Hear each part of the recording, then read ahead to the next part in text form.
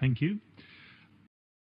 Dear Mr. Chairman, distinguished delegates, developing economies as a whole have been growing faster than advanced economies since the 1960s.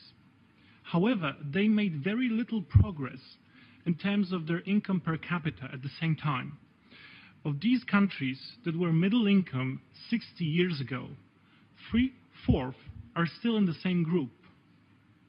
This means that after half of a century, many countries did not manage to implement public policies, economic strategies that would enable them to advance from middle income to high income countries. This phenomena of slowing down or stopping the process of convergence with the richest countries has been called the middle income trap by the World Bank. It is based on the foundation that middle income trap occurs when countries lost their competitiveness. The only countries that made it to the high income group were countries from Western Europe, Central Europe, Japan, the newly industrialized countries, and 2 islands from Latin America.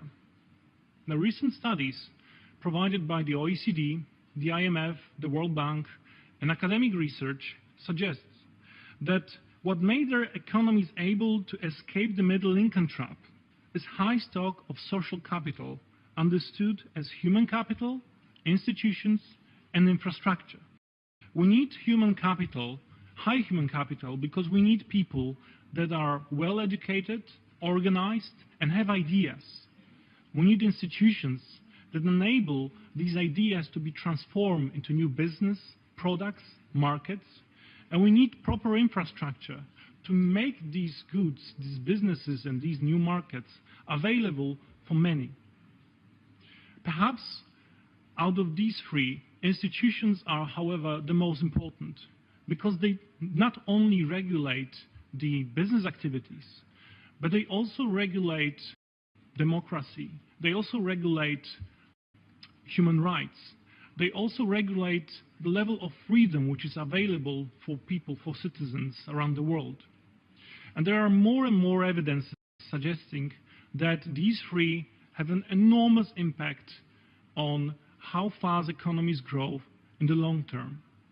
Furthermore, these institutions need to be set up on good governance practices if they are to succeed. Therefore, I would encourage to, while talking about poverty reduction, economic convergence, social development, to concentrate on social capital, which is understood as human capital, institutions, and infrastructure. Thank you very much for your attention.